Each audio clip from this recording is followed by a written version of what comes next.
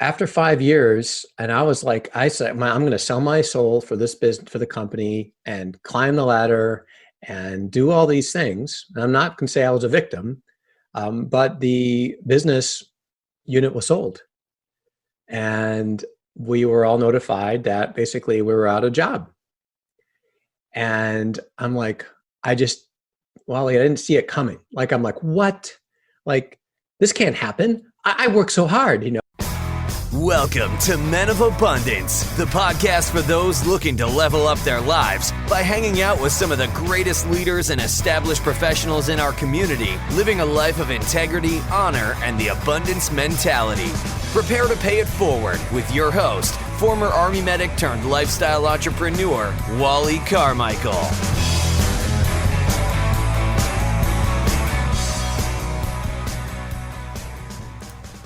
What is going on, all of you amazing, abundant leaders out there? I am Wally Carmichael, your founder and host of the Men of Abundance podcast, the Pay It Forward community, proving to you that you can, in fact, and you should, in fact, live a life of abundance in family, faith, finances, and fitness on your way to having more.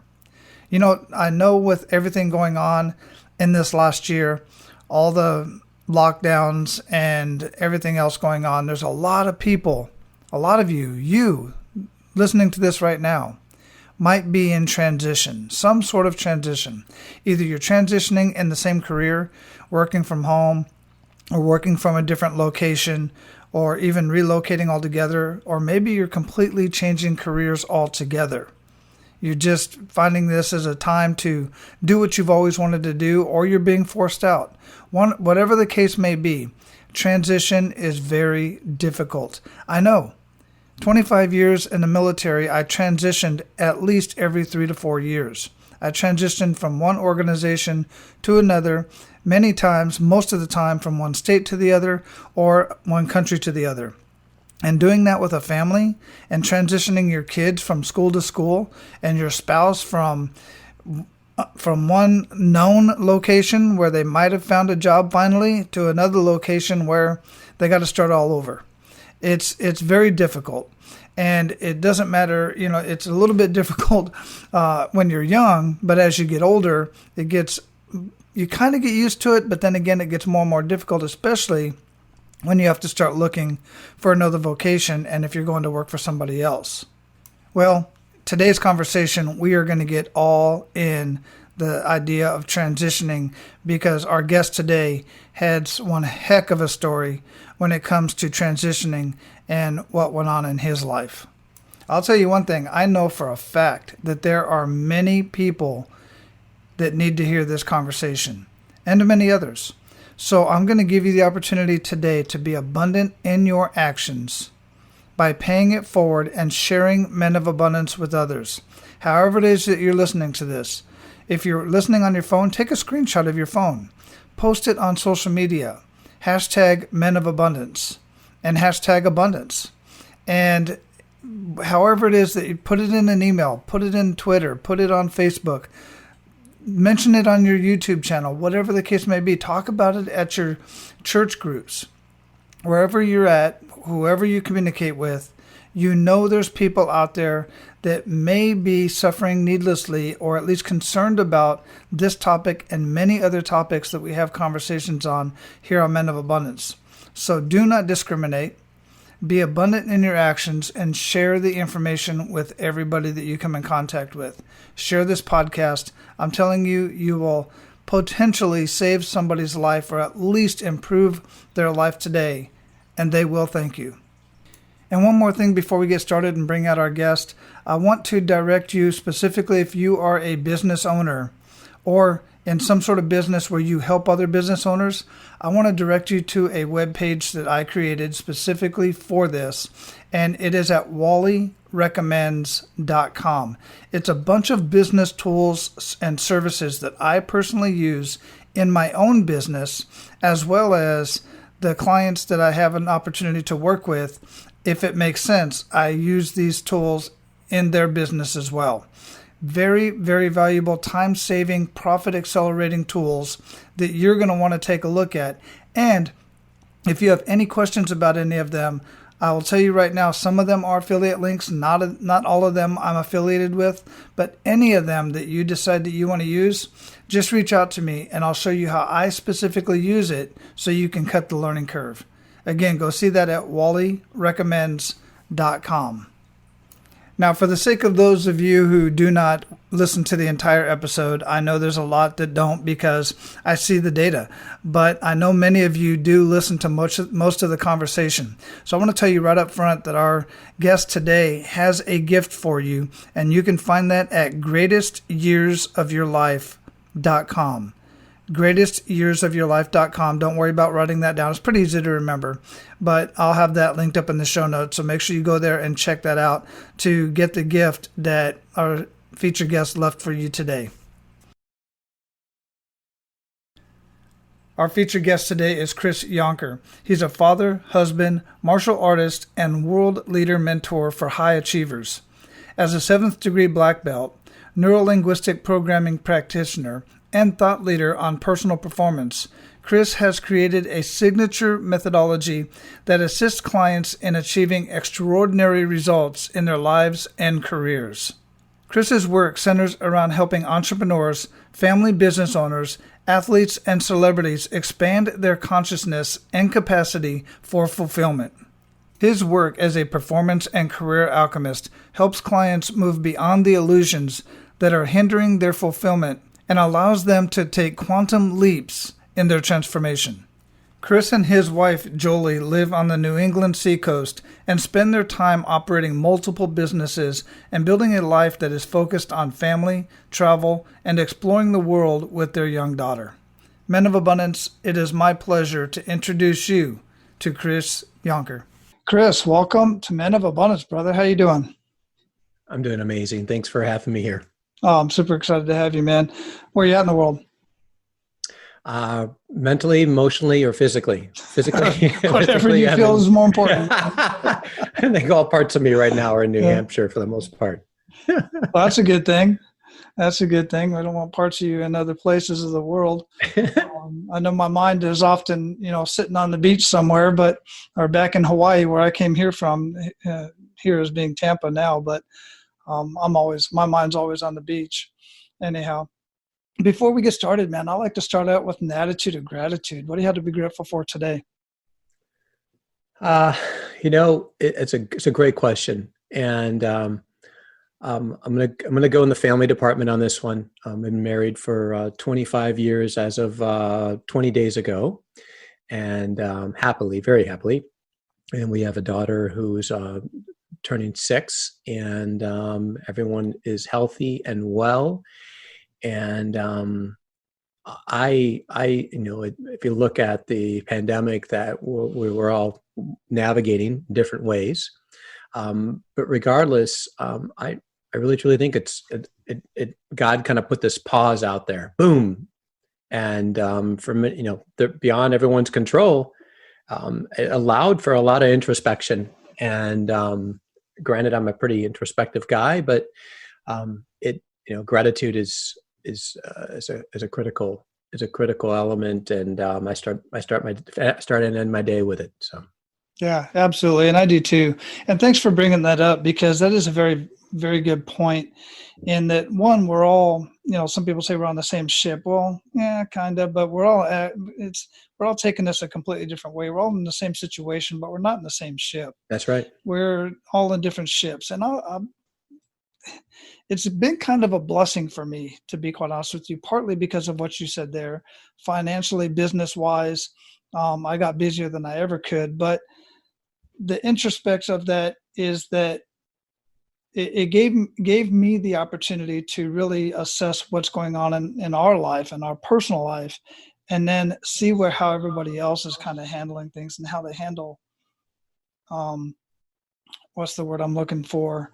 Resilience, to build that resilience muscle. I'm a prior master resiliency trainer when I was in the Army, and it's a muscle. It's something that some people haven't been through. And you can see the people who have not been through, had any hard times in their life, how they're reacting to certain things. Now, this is no small thing, but there are certain things that are a little bit smaller than others, and they're just losing their mind over. And I think they're kind of getting some perspective out of this whole situation, you think? Yeah, no, for sure. This year has been on that front. So in February, we lost my father-in-law, and so he got sick in January. So that was January, February, and then March, COVID started. And part of my business was the smaller businesses, and some of the ones that we're serving were massively disrupted. Mm-hmm. So those engagements stopped. And then my father, he passed away last month. So Sorry to hear that, man. yeah, thank you. And so it's been a year where a lot of things have occurred that I'll just say we don't like. We all get to apply context to our experience, but they're not experiences I would choose if I had the choice, right? Now we can choose our response, but I will say, all things considered, if I had not done the amount of work on myself up till this year, I mean, I've had years with less disruption in different ways, and that have impacted me much worse than where I'm at right now, mentally, emotionally, physically. And I really do believe that the work that I've done and has allowed me. I'm not saying like, hey, I'm totally dialed in 100% every department. However, I'm so much further ahead than I have been in the past with things that I didn't like per se that were in the landscape. Yeah, very good point. Very, very good point. We can really dig into that quite a bit, and we probably will throughout this conversation. Before I got started here, I talked a little bit about what you're doing professionally, and we're going to definitely get more into that because I'm very intrigued. That's like right up my alley, the stuff that I love. Although I do have to say, you make somebody like me who feels I'm a pretty high achiever and performer. Looking at your background, I'm like, I'm not even close to that. But here on Men of Abundance, we really like to get to know the man behind the abundance. So if you would, how would you describe yourself personally? That's a good question. I would say if I had a self-aware would be something that would come to mind very quickly. And what I mean by that is I have a high level of acuity to what's going on internally for me. And also in just regards to, I'm kind of plugged into how I'm feeling. And some of that's been with me forever, and some of it I've developed, but it's, I would say we can't change, we can't modify any type of behavior or anything if we're not aware of what's going on. So I've got a pretty strong internal feedback system that has been great to have. Excellent. Yeah. And so is that something that you feel has just been innate in you since you was young, or is that something that kind of developed through your disciplines that you've practiced over the years? It's a good question. I think a little bit of both. As we kind of get into my story, I guess we all have all had challenging upbringing, I guess. I shouldn't say we all. There's a lot of people who have. I'm not alone, and I can talk more about that. But there was a side of me, quite frankly, when I was, to be totally, I don't know how else to be, but be transparent. When I was younger, I felt that there was something beyond, even though I grew up in a religious home, I felt that there was something beyond myself that was accessible as a support to me. And there was this awareness tied to me and to like, I would talk to God when I was like in elementary school. And because I was an only child, and quite frankly, I grew up in an alcoholic home that had a lot of dysfunction and unsettledness to it. And it gave me, it's almost, I felt like there's someone to talk to, and I felt comfort in that experience. And it led to a little bit higher level of awareness. And I didn't solve all my challenges, but I didn't feel like I was navigating alone. Yeah. And again, like you said earlier, we don't get a chance to pick and choose what our experiences and challenges are all the time, but we do get to choose how we react to those challenges and how we internalize those Yeah, challenges and the possible solutions that we might be able to come up with, at least in our mind, right? that's right. That's Yeah. right. Yeah. Excellent. Well, it sounds like you've got quite a few things, as we all do, as we go through life, many of us have more challenges than others. And I like to refer to them as kick in the gut moments. And I like to bring this up only because, some people feel that they're going through something right now. And some of the listeners out there might be going through something right now that they feel they're the only ones that's ever gone through this. And they just don't see light at the end of the tunnel, so to speak. Yeah. So if you would, share with us a kick in the gut moment and really make us feel that. And then we're going to kind of unpack that a little bit, see what you learn from it. So one of my challenges is that because of where I came, how I was raised, the environment I came from, my level of self-worth and self-esteem were not very high. And I got a job working for 3M out of college selling advertising. And I did this for several years. And I created this experience where I got pretty good at what I did. And I really enjoyed the camaraderie, but also I also enjoyed the acknowledgement and the feedback I got from management, because I felt like someone actually was proud of me and it made me feel good about myself. And after 5 years, and I said, I'm going to sell my soul for this business, for the company, and climb the ladder and do all these things. And I'm not going to say I was a victim, but the business unit was sold. And we were all notified that basically we were out of job. And I'm like, I didn't see it coming. I'm like, what? Like, this can't happen. I work so hard, no one really, it was a business decision. It had nothing to do with me, but it left me reeling because I created this reality. If you look back at the history, we all have some levels of, we want some certainty. We want some sense of security, right? And so I didn't have certainty and security in my environment. So I craved it. And this job created some of that for me, right? My belief was anyway that it did. And needless to say, I was like, back then I had so much anxiety and panic attacks. This was 20 some years, 21 years ago, thereabouts, 22, regardless. Back then, they didn't even talk about anxiety. Mm-hmm. People didn't talk about it. Now it's everyone's got it. But I was going in and out of ERs, I'm like, something's wrong with me. I'm having a heart attack. I just didn't know. Right. And that was, I would say, of the things I've had to navigate that have been tough. That one, man, feel like I was totally out of control, was a really tough kick in the gut moment, as you would say, when that happened. That's something I can honestly say I've never personally dealt with. What did you learn from that experience that you feel that you're applying in your life today, and either personally or professionally? Well, I think what really ended up happening in the matter of several years from that time, I did get another position, and I moved and brought me to New England, which was one of the best things that we ever did was move away from home. Where was home before? Midwest. So we both grew up I both grew up around Chicago for part of our lives and West Michigan for part of our lives, and all of our families out in Illinois and in Michigan.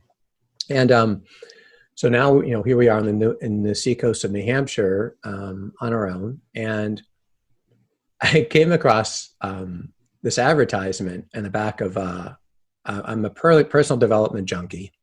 And I love this guy, Brian Tracy. Oh, yeah. I've known Brian for a long time, at least not personally, but yeah.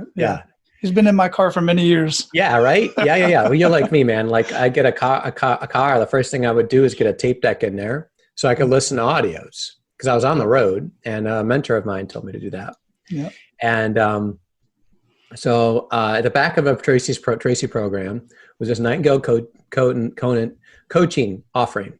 Mm-hmm. So I reached out to Nightingale Conant, talked to this guy, and he put me in contact with this gentleman who ended up hiring.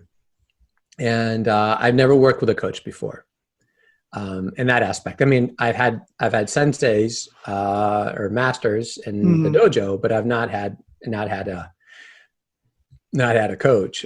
And what this gentleman did, his name was Tom. His name still is Tom. Has become a dear friend, but he helped me realize all the lies that I have created about myself.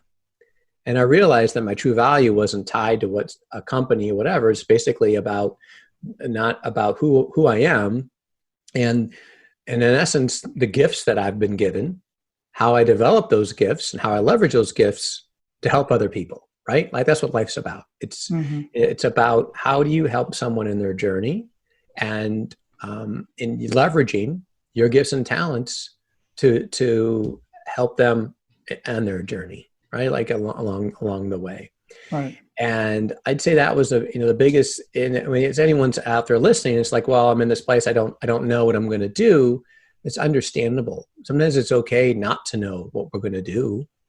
What's more important is to know what we want and over what we're going to do. And I think as human beings, especially the clients I typically work with being high achievers, we're master doers, man, right? Like we are good at doing stuff. So we got to figure out how to do it. But how is not the first question we should ever ask ourselves when obtaining something, right? So it's what do we want and why? The how usually manifests itself. It does. In my but experience. We forget that though, right? Because we don't see it. Mm-hmm. There's a great quote, and it's from the guy who wrote. I'm trying to remember the name of the book, but the quote is Price Pritchett. It's the author's name, but it's U Squared is the name of the book, and the quote is. Absence of evidence is not evidence of absence, or is absence of evidence. So in essence, like if I don't see something, right? Absence of evidence. There's no evidence. There's no evidence that it's going to work. There's no evidence that something's going to be here. It's not absent. Doesn't mean it's not there just because you can't see it right now. Yeah. It gets me thinking of a typical conversation of somebody like you and I, maybe go to our parents or go to somebody and say, hey, I'm going to do this. And then their first question out of their mind is like, how are you going to do that? Right. We never even considered that. And it might stump some of us. Yeah. But you and I, it's like, I don't know. I'm not even thinking about that right now. Right. It's about why. It's about why do I want to do this? What is the purpose? Who am I serving? What is the outcome going to be? Yeah. The how, it's going to manifest itself in the process. And some people, they just don't get that. And we just have to, as doers, we just have to move past that and go ahead and say, oh, no, we're going to figure that out. And those of us who have been around a little bit, we got that. And those of us who are willing, thank you for bringing it up, to hire a coach outside of high school and college, or even the rare instance where you have a sensei or somebody in your life that's coaching you on something that you don't know. Few people will hire coaches for mindset. I was an abundance mindset coach for a while, and few people will hire a business coach. They'll just go figure it out themselves. Yeah. And then, of course, they don't want to ask for help, I've realized over the years, because entrepreneurs are hard-headed. And we say, well, I can't ask for help because then that would show that I'm not as successful as I want to be or should be. And then all my friends and family are going to go, I told you so, type of thing. So it's just frustrating. Yeah. I think as you're listening to you here, I think one of the things that people forget, like you said, somebody go to someone and they ask, and they can say, how are you going to do that? We forget the degree that folks will project their model of the world on us when we interface with them. When they when they look at something, they'll project like, well, this is how I would handle that. Well, we're already off the wrong page, right? Like you telling me how you would do something, is only great if I'm operating as you, and we share the same model of the world and the same beliefs and the same values and everything else, right? And we're all running our own movie. And there was a study many years ago from this hospice worker, I'm sure you've heard about it, where she was interviewing people on their deathbed, and she published the findings. And she was talking about basically what is it that you wish were different in your life, and looking back in retrospect. And the number one thing that people said, and this is my words, but in essence what it was that I wish I'd made decisions that were more aligned to what I wanted for my life. Not like running this condition of, well, what are they going to say? Or how are they going to feel about this? Or what's this going to do for this person if I make this decision? And I really wish I honored my own truth, if you will, and did what in my heart of hearts I wanted to do. And people don't realize to the degree that, like you said, going to someone asking for advice, I'm running a filter of I'm concerned about what other people think, and in some capacity, right? Yeah. No, very good point. So many people are so concerned about what other people are going to think. And the fact of the matter is they're worried about what, they got to do and what other people are thinking about them. And in the grand scheme of things, it makes no difference. What's the point? Right. It is and I totally get that. And I see that quite a bit as well. So with all of that knowledge, information, experience that you have and everything that you've done throughout your life at this point, how are you paying it forward professionally and personally? That's a good question. And as time goes on, I'd probably say my answer changes on that question. And it's come down to right now is that I really truly have a life mission around helping people and improve their capacity for fulfillment in their lives and their level of consciousness, and like why is that important? Well, I believe that if we show up in a way that we're truly fulfilled, if you look at the recipe fulfillment, like what's associated with that, it's, happiness is not going to occur unless we're contributing. Typically, we get serotonin when we give to someone else. Like it's wired into our chemistry, right? Like this, my brain releases a drug. When I do something for someone else, I feel good. Why is that, right? Like, why do I give someone a gift? I do it for them. I do it for me, right? Well, we really do it for ourselves.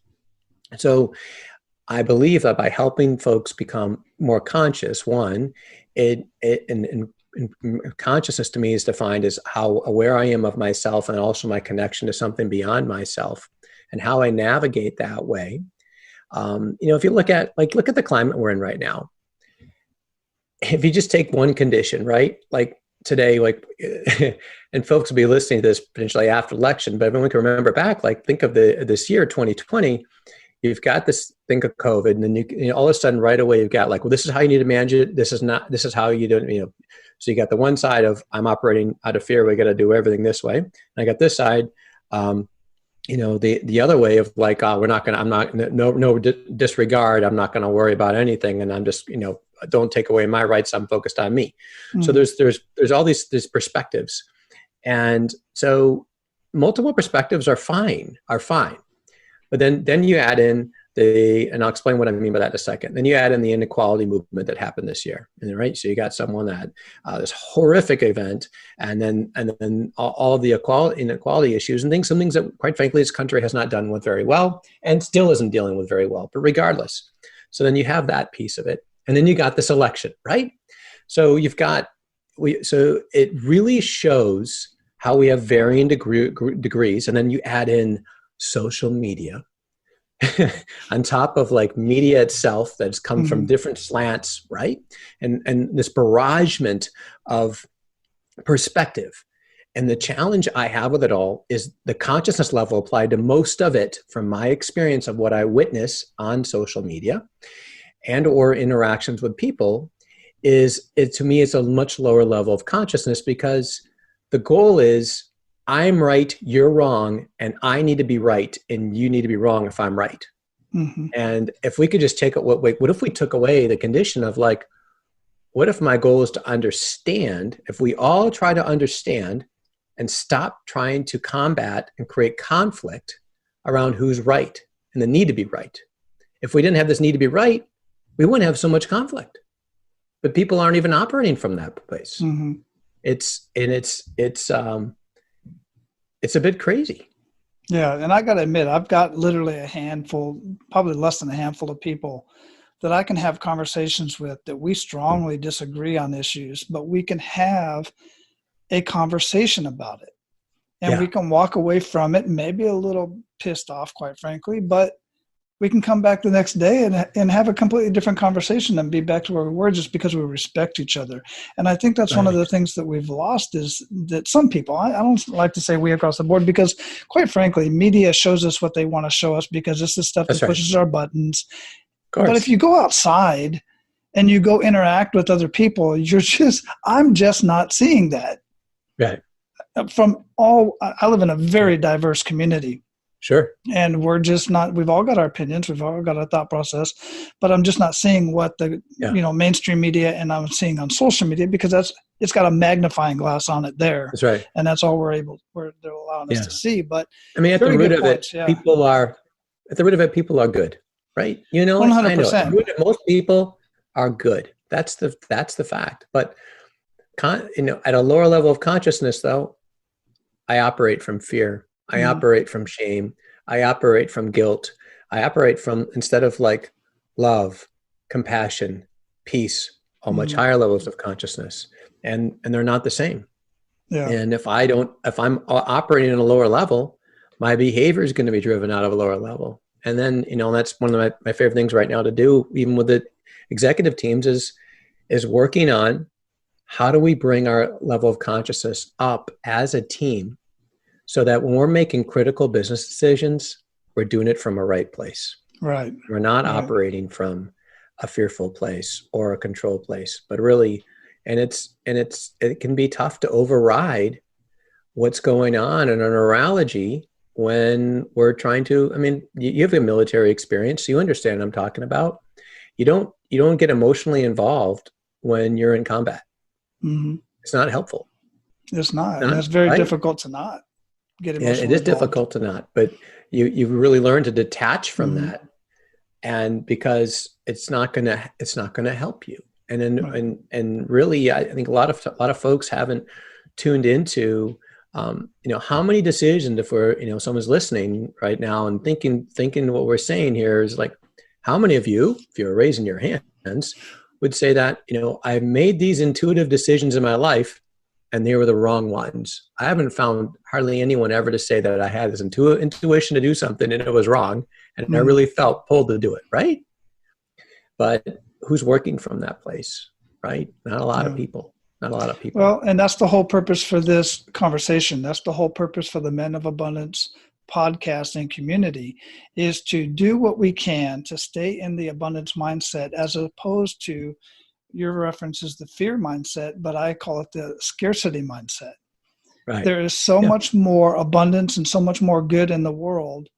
And we just have to have these conversations. And it's not all frou-frou and, daisies and unicorns and all this kind of stuff. I'm talking about the book that I have up here behind me, Abundance, written by Peter Diamandis, the facts behind the amount of resources that are in this world. It's not a matter of, do we have them? The resources are there. It's a matter of proper distribution. It's a matter of policy. It's a matter of thought processes. And even within our own family unit and within our communities. And it's not easy to stay in that abundance mindset. That's why I had an idea to build this community over 4 years ago, to show that, business owners do what they can to do the best for their community. Now, are some of them doing things wrong and knowingly? Absolutely. But a large majority of them are doing what they can to do the right things, and not just in business, but in churches and schools and communities and just in our daily conversations. So that's why I just like to have these conversations and remind people that the abundance mindset is such a better place to be than the scarcity mindset. Because with scarcity mindset, you have the thought process that everyone I talk to is trying to take something from me, and you can't progress with that type of, you can't progress mentally, personally, professionally with that kind of mindset. Yeah. And I'm guessing that you don't look at what, I know, I can just note intuitively here that you don't look at abundance just tied to money, which some people hear the Absolutely conversation not. like this are like, right? It's Yeah. like, oh, well, that's about money. And it's so much, the level of money is just an outcome, right? It's just an outcome. Mm-hmm. And it's not tied to really, if you look at the core of how you define abundance, right? Absolutely. And I actually, perfect timing. I just heard a conversation, and I'm going to see if I can get it right. Simon Sinek, which I don't agree with everything that Simon says. Yeah. He's a good speaker, Specifically though. about millennials. He's a great orator. That's where he's made his money Yeah, at. he's amazing. Yeah. Yeah. Speaking. But he said something that was very interesting, and I have it saved. But basically it's about money. And he used the analogy of a car. You don't buy a car. You don't get a car. The purpose for a car is not to buy fuel. Money is fuel. So you don't acquire a car to buy fuel. That's not the point. The point for the car is to get somewhere. A business, the purpose for a business is to add value to a community or add a service to a community and to the world in some cases. The purpose for the business is not to make money, but you need money in order to run the business, just like as you need fuel in the car to get somewhere. But the purpose of the car is not to buy fuel, and the purpose of the business is not to make money. And I know this from personal experience because I've started business ventures for the purpose of making money, and I made a little bit of money, but it wasn't sustainable, and it felt icky. It felt that it just didn't work out very well for me. And does it for some? Sure, it does. But when you're in a place of adding value to other people, and by the way, making a living doing it, and maybe a little bit abundance so that you can give to others and use that in other places, that's when you're in a world of abundance. That's my thought process as far as business is concerned. And I thought that was brilliant. Yeah. No, that's good. Excellent. That's good. So, man, we are at the point where we're going to pay it forward. You ready to do that? Sure. Excellent. All right, listen up, abundant leaders. If you want to take full control of your personal economy, put your leadership and business skills to work, you absolutely can start your own business coaching business. The fact is, business owners need professional coaching more now than ever. And as a business coach, you get the opportunity to put your skills to work, provide a critical service, and get duly compensated. Now, if you're saying to yourself, I would like to change careers, I would like to enhance my current career, or I would actually like to be a profitable business coach, that then brings up the question, how do you structure a coaching business? How do you get paid? How do you get clients? These seem to be the biggest questions that I hear when I'm talking to people who want to start a coaching business, specifically a business coaching business. How do you do one-on-one coaching and group coaching? And how do you set up a member site to create continuity within my coaching business? And then, of course, even if you can figure all of that out, what's the investment? Well, I'm going to answer all of those questions for you and much more.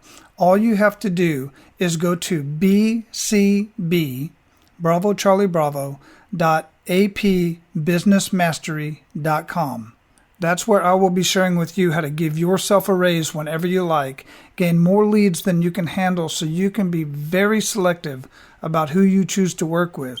You'll find out how we get clients fast results so they stay and pay for years, not just months. I will share with you how we literally show the prospects the money so you don't have to sell. And more importantly, to me anyways, you will potentially be saving lives and marriages, possibly even yours. It really is that serious. Now, if you're ready to take full control of your personal economy, put your leadership and business skills to work, and you believe that starting your own business coaching business might be the solution, then head over to BCB at apbusinessmastery.com. And don't worry about trying to write that down. You'll find the link in the show notes. Now, let's get back to the conversation. So share 1 to 3 actionable steps that men of abundance can take today. Okay. So let's just talk about, let's go through, I'm going to give you 4 quick steps, if it's okay to 3. I'll take it to 3, but That's good. so let's just say you're sitting out there and you want to, and I love doing vision work. It's a core element to figuring out what we want. Sometimes we don't know what we want. And sometimes, and I believe a lot of times the challenge with that is that we're running a filter and we don't see how we can get it.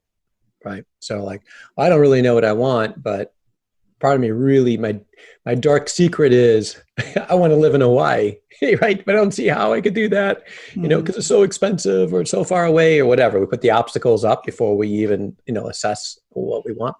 So one is like, get some clarity in what we want in our lives. Second part is it's getting, and step 2 is, okay, you got that written down.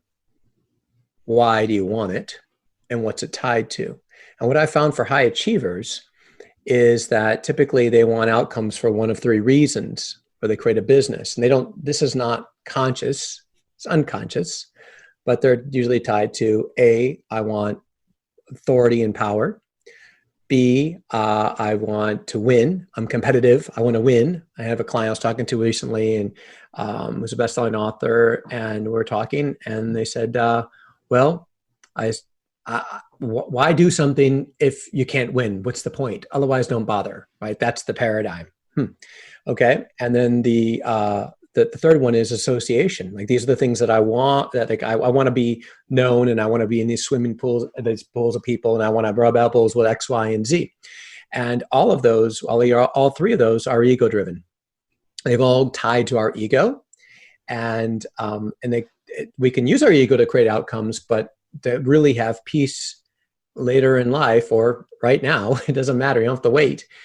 We have to find a way to get these outcomes, I believe, without using this ego. Because if we can grow beyond it, we could still get outcomes that we want, but not, and have joy and peace internally, intrinsically, instead of relying on external situations. Because what ends up happening is I win, and then I'm fulfilled, and then I don't win, and now I'm not fulfilled, and then I win. And then, you cannot create what I call sustainable fulfillment from that recipe, right? So step 2 is, why do I want it? Is there something, and then really getting clear on that. And then 3 is like, okay, well, the step 3 really involves, I believe, an outside person, a mentor, a coach, someone who can basically shed some light on what are your paradigms and beliefs that are really usually holding you back from creating that as a reality today. Right? Usually there's something that needs to shift, and we can't see it. They're blind spots. And then the fourth ingredient to that is to say, okay, all right, so I'll check in with someone who can be honest and transparent with me. And then the 4th step is, and then, okay, what's the strategy? What's one thing I can do today to bring this closer? Whether it's a definition, whether it's great. I got 3 different vision boards going around here. It's great to get pictures of what I'm looking to create and get some clarity around it. Talk to someone and interview someone who has it, who's achieved that, right? I grew my business through stages, right? And when stages stopped happening, I'm like, whoa, that's going to, sure, I can do webinars. I was always doing some webinars, but regardless. So I seeked out someone who has built a multiple 7-figure business all online, doing something similar to me, and it's a different market, right? Mm-hmm. So seeking someone out to understand what's possible, and those steps are good ones to take, but that would be a recommendation anyway. I completely agree with that, man. I got to tell you, I was in Albania in the late 90s, and I always wanted to go to Hawaii. My mom always wanted to go to Hawaii, and it was just something we wanted to do. And I had had a mosquito net, and attached to the top of my mosquito net when I laid in my cot was a picture of my family, of course, and a picture of Hawaii. Yeah. I didn't know how it was going to happen. I just wanted to visit. That's all I wanted to do. Right. Long story short, I ended up living there for 10 years. And that was like 2 years after putting that up there. So that goes back to the whole thing about don't worry about how. It also connects to your vision board, the whole idea of the vision, putting it in front of you. And so many things have come to reality in my life when I go back and look at my journals and my books and stuff like that. And I'm like, done that. Don't even realize it half the time.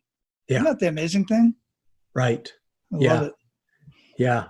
And I think tied to the abundance theme, I think what ends up happening is that the other reason we throw ourselves off track is we're not willing to pay the price that we've decided the price is what we have to pay. You know what I mean? Yeah. And all the work that I've done with clients in regards to transition and selling their business or moving family succession, when I'm working with a founder of a business or then whatever that generation is that's moving out, I have found oftentimes the higher achievers, their paradigm is, I must struggle. I must work hard to have success. And I mean, I'm thinking of a few right now. One in particular, we're working on this transition, and he kept getting involved and sabotaging everything. And I'm like, what the hell's going on? And so I said, let me ask you a question. What do you believe about success? Well, I believe you must work hard, struggle, have a breakthrough, and then you have success. That's I asked him, what would you say if you're giving a high school speech about the topic? And that's what he said. I said, okay. I said, well, what if you don't have to struggle to have success? I can't even think about how that would be. I said, well, I understand that now. I said, what if you didn't? He goes, well, then I wouldn't deserve it. So we had to work on these key things about really unlocking these blind spots of what he believed about creating success, because that's a scarcity mindset, like you would say, right? That's not abundance thinking. So we actually created, and that's why I love work like Hawkins' Power versus Force, things. This idea, he's in a martial artist. Like when you're in battle, you want to be fluid. You want to be relaxed. You don't want to be tense. Tense slows down movement. Only be tense at the point of impact. That's it. You don't need to be tense any other time. And but so often, I think especially for us guys, we're like, I gotta make it. Yeah, I gotta break it through. I've gotta grind it out. I've gotta, and I'm like, man, I don't want to grind anything. I really don't. Like, I don't want to grind the engine of my car. I don't want to grind my, knees. I'm 50 years old. I want to destroy my body. It's like, but this mindset that we have, that a lot of people have developed, and it works, dude. It works. The mindset works. But the problem is, it becomes the bars in our prison that now we can't get out. Like, it's the only way I know to obtain, and it's a limited way to obtain. And it requires a consciousness transformation in order to realize I don't have to give up my drive. It's just redirect it differently. Yeah, absolutely. Guys, listen, those of you listening to this from now to whenever, go back and listen to that again, because there is so much to unpack in what Chris just shared with you. So much to unpack there, man. We're going to jump up, and I'm going to ask you, based on all of the folks that you've had the opportunity to work with and those that you've interacted with, what do you feel? And you just mentioned some of it right here. And I personally have dealt with that. I've dealt with the mindset stuff. I dealt with self-sabotage because of my upbringing and my not having money, and seeing my dad work so hard his entire life and not get anywhere. Period. I mean, we literally lived in a trailer behind another man's house, for goodness sake. But he worked hard, so that bunks that whole idea of working hard and struggling. Right. He worked hard and struggled. He never got anywhere. Yeah. Now, my question to you is, what do you feel is at the top of the heap of what holds most people back from truly living a life of abundance?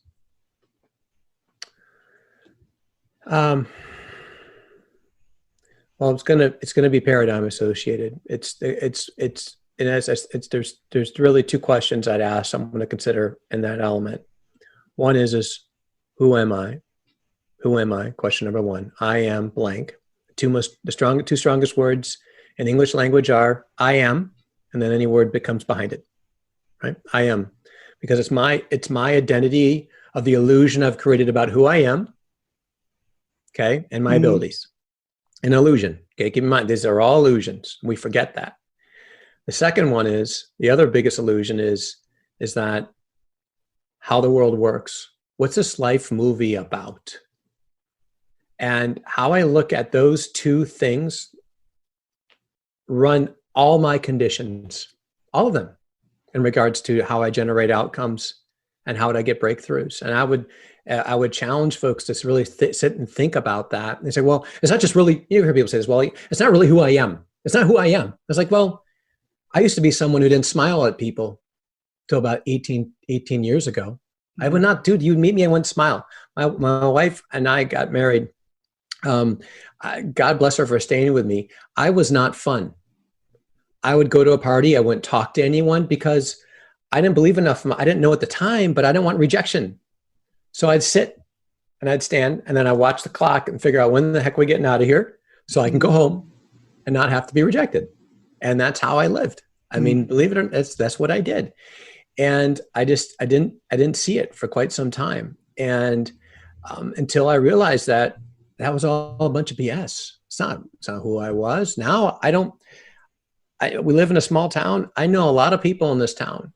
And it's not like I'm trying to be the mayor. I just like talking to people and getting to know them. It's part of my natural order. But I reconditioned myself not to be that person. I think a lot of people have created these illusions of false realities. And we can change, it can be changed. And when my Neuro-Linguistic Programming mentor, Wyatt, says you could get on a plane, fly somewhere, land where nowhere have you ever been, no one knows you, and you could show up and choose to be totally someone else.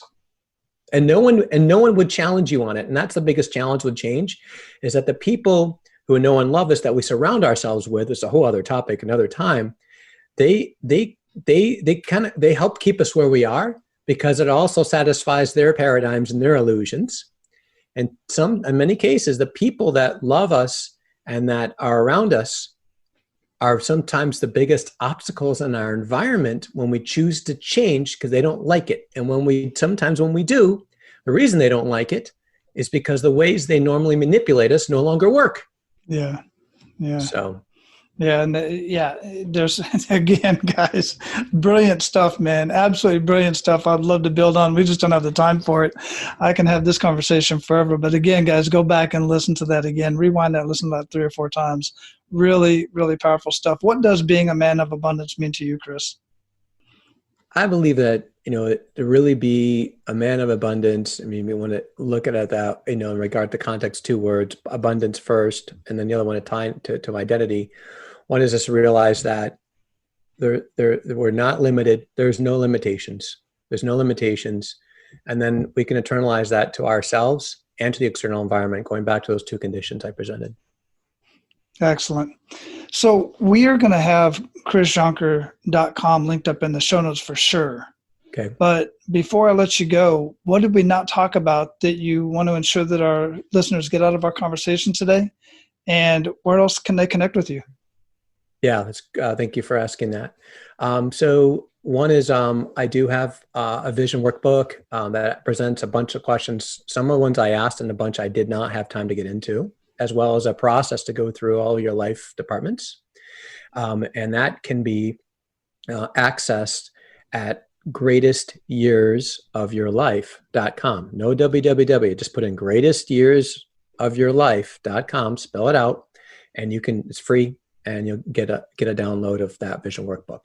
And the second thing is, and my dad passed away this past month. Geez Louise, feels like a year. Mm-hmm. He was a very giving person, and so he would do all sorts of things for people, kind of under the radar, not publicly. He wasn't doing it like, look at me, look what I did for somebody. And so I've been dedicating time in my calendar. In fact, I had a meeting with someone this morning where it's all gratis, and I give 20-minute sessions to folks to help them in their journey. And it's not a sales thing for me or anything like that. It's just a way for me to give back to the community. And if someone out there is like, well, I would like, if there's spots available, I'd like one, they can go to www.chrisyonker.com/alchemy and fill out a form, and they're just kind of first come, first serve basis in regards to availability on those. And I'm happy to provide that to your community.